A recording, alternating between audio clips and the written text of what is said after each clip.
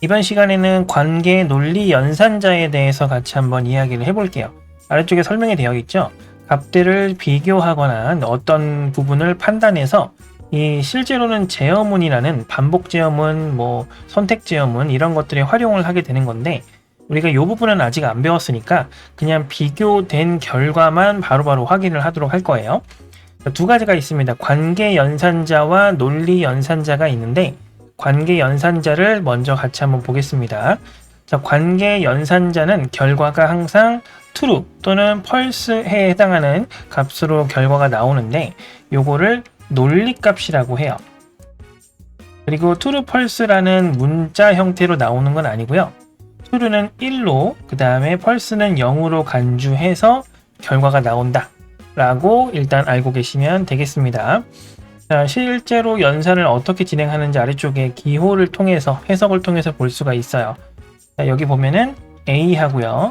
오른쪽에 이렇게 크게끔 되어 있죠. 그리고 B 이렇게 적혀 있어요. 그러면 이게 A가 B보다 작다, 미만이란 뜻이에요.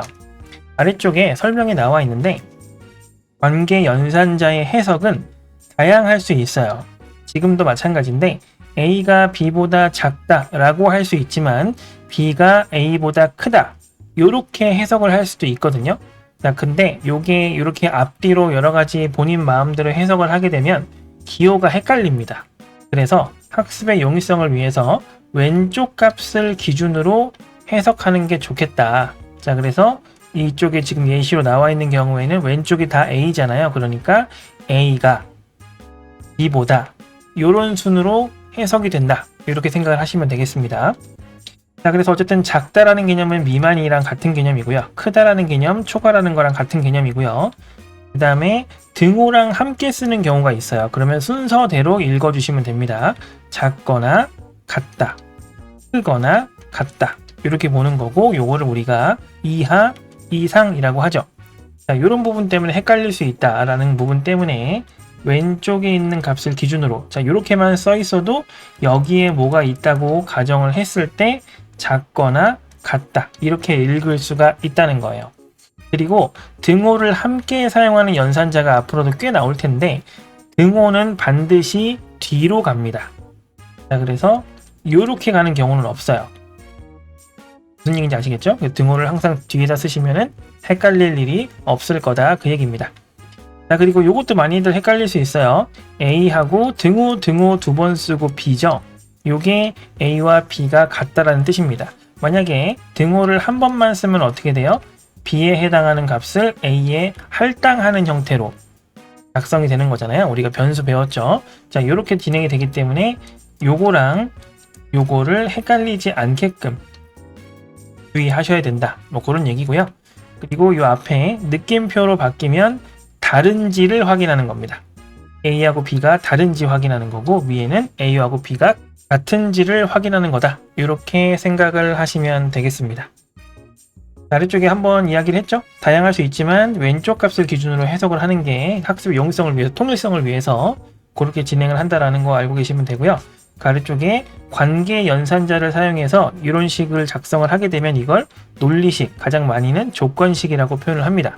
논리값이 결과로 나오기 때문에 논리식이라고 하는 거고요. 보통 이걸 우리가 제어문의 조건에 사용을 하기 때문에 조건식이라고 표현을 하는 거다. 이렇게 생각을 하시면 될 것 같아요. 코드를 같이 한번 볼게요. 간단하죠? 자, A라는 변수 만들어서 25 집어넣고요. B라는 변수 만들어서 19 집어넣습니다. 각각 초기화를 한 거죠. 자, 이 상태에서 비교를 하고 있습니다. 요거 어떻게 해석을 해야 돼? 그러면 A가 B보다 큰지를 확인하고 있는 거죠. 결국에 25, 19 적어놓고 이렇게 되어 있는 거예요. 자, 그럼 이거는 true죠. true는 1로 출력이 됩니다. 자, 그래서 %D로 출력을 하고 있는 거죠. 자, 1이 출력이 될 거고요. 자, 요거는 어때요? 그 반대 개념입니다. 25랑 19는 똑같은데 기호가 이렇게 되어 있는 거죠. 말 그대로 왼쪽에 있는 값이 작거나 같은지 오른쪽보다 그 얘기인데 틀렸죠? 그러면 false 해당하는 0이 출력이 된다라는 거예요. 이 개념이라고 보시면 됩니다. 자, 아래쪽에 또 볼게요. 자, 여기 변수가 또 두 개의 초기화가 되어 있죠. C라는 변수와 D라는 변수가 각각 문자 A, 문자 B를 할당 초기화를 했어요. 자, 그 상태에서 C랑 B가 같은지, 그 다음에 C랑 B가 다른지 이렇게 체크를 하고 있습니다. C하고 B의 문자가 같지 않으니까 당연히 같냐고 물어본다고 하면 아니요 라고 대답할 수 있어야 되는 거죠. 이게 펄스 0이 출력될 거고요. 만약에 같지 않냐고 물어보면 당연히 지금 같지 않으니까 네 라고 대답을 하는 거죠. true. 그래서 여기서는 1이 출력이 되는 거죠. 자, 이런 식으로 요 식을 이렇게 적용하고 저렇게 적용했을 때 결과가 이렇게 저렇게 나온다. 요거를 예상할 수 있으시면 되겠다는 거예요. 지금 보면 데이터는 바뀌지 않았어요. 그러나 조건식의 형태가 바뀌니까 결과가 true가 나오기도 하고 false가 나오기도 하죠. 그래서 항상 true가 긍정적인 신호고 false가 부정적인 신호다. 이렇게 생각하실 필요는 없습니다. 자, 조건식을 어떻게 제시를 했냐에 따라서 false가 긍정적일 수도 있는 거예요. 자, 일단 요 정도 요런 것들을 조건식이라고 한다 라는 거였고요. 자, 그러면 논리 연산자는 뭐냐면 여러 가지 조건식을 합치는 그런 연산자라고 보시면 됩니다. 자, 이것도 마찬가지 논리값을 연산을 하게 되기 때문에 조건식의 결과가 true, false가 나온다고 했잖아요. 논리값을 가지고 연산을 하는 형태가 되기 때문에 논리 연산자라고 하는 건데 마찬가지 true, false로 결과가 나옵니다. 자, 그래서 A, B 이렇게 써 있으면은 A라는 식과 B라는 식이 있을 때 그 두 조건식이 모두 참인지 확인하는 거예요. 포인트는 모두 참인 거예요. 자, 그리고 요거는 파이프라인인데 요게 엔터 위쪽에 키보드가 이제 저 같은 경우에는 이렇게 되어 있거든요. 이렇게 되어 있는 키가 있어요. 요걸 누른 겁니다. 요거 이제 파이프라인이라고 해요. 바.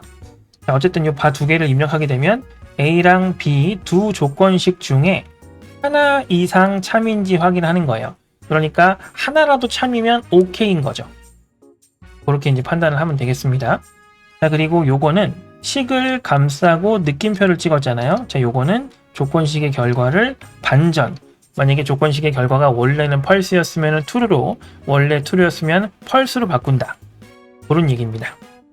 자, 그리고 요거 작성하실 때 조금 더 주의하셔야 되는 부분이 있어요.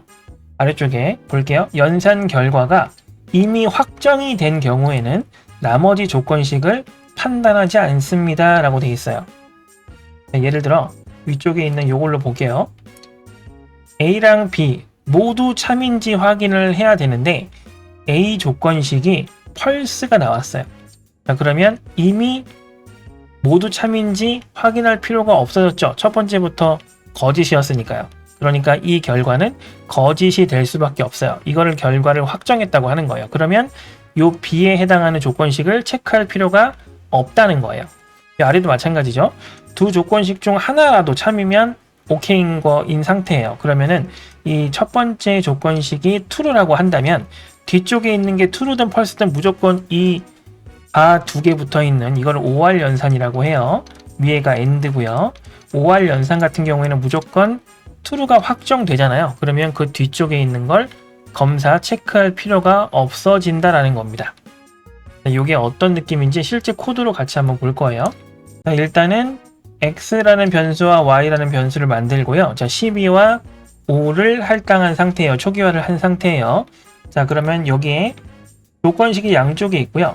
그리고 가운데에 AND 연산이 있는 겁니다. AND는 두 조건이 다 만족이 돼야 해요. 자, 보니까 x는 10보다 크죠? 요게 true예요. 그 다음에 y는 5보다 작지 않아요. 5랑 같죠? 그러니까 얘는 false입니다. 그러면 어떻게 될까요? P랑 F를 AND 연산을 한다 라고 하면 false가 나오겠죠. 모두 true여야 하기 때문입니다. 자, 요 식을 감싸서 똑같은 식이죠? 느낌표를 찍었어요. 자, 그럼 이거 어떻게 된다고요? 결과가 반전된다고요. 그러니까 얘는 true가 나오겠죠. false true는 출력할 때 정수형으로 출력이 되기 때문에 false는 0, true는 1 이렇게 출력이 될 겁니다. 어떤 느낌인지 아시겠죠? 자, 이렇게 들어가는 거고요. 자, 그리고 판단을 하지 않는다 뭐 그런 부분에 대해서 좀 이야기를 해볼 거예요. 자, 일단은 그냥 출력을 해봅니다. y값을 확인하기 위해서예요. 자, y값이 5죠? 그러면 얘는 5가 출력이 일단은 될 거예요. 자, 그 상태에서 요거 확인해 봅니다. 이 부분. 일단 x가 10보다 크죠. 지금 12이기 때문에. 그러면 얘는 true예요. true면은 이 오른쪽도 체크를 해보는 거죠. 오른쪽도 체크를 해보는 건데 지금 y가 5보다 작은지를 체크하고 있습니다. 그래서 이건 false죠. 위랑 똑같은 거예요. 자, 근데 이렇게 하면서 이 뿔뿔이 있어요. y 뿔뿔. 자, 이 y 뿔뿔 뭐였죠? y를 사용한 다음에 1을 증가시켜 달라는 뜻이에요. 방금 y 사용해봤잖아요. y가 5보다 작은지를 체크해야 되니까 y를 사용한 거거든요. 그러면 이 y 값이 5에서 6으로 바뀌어 있을 겁니다. 그래서 다시 출력해보면 얘는 6일 거예요. 그리고 여기 위쪽에서는 true, false를 and로 묶은 거니까 당연히 0이 출력돼야겠죠. 자, 이런 식으로 여기를 한번 거쳐갔다라는 걸 알 수가 있다는 거예요. 자, 그럼 다시 해볼게요. 이번에는 x라는 변수에 8을 다시 할당합니다. 그러면 원래 x에 12가 들어있었는데 이 12가 사라지고요. 8로 다시 할당이 되는 거예요. 기존 값은 초기화됩니다. 자, 8이 들어간 상태예요. 이 상태에서 똑같은 식을 계산을 하고 있는 거죠. 자, 그러면 첫 번째 거부터 봅니다. x가 10보다 큰지, 아까는 컸는데 지금은 크지 않죠. 그러면 false예요. 자, 그러면 요 AND 연산자가 그 다음 식을 판단할 필요가 있냐라는 겁니다. 이미 전부 true여야 하는데 애초에 처음 조건식이 false예요. 그럼 뒤쪽 걸 체크할 필요가 없죠. 그래서 아예 이쪽을 검사도 안 합니다.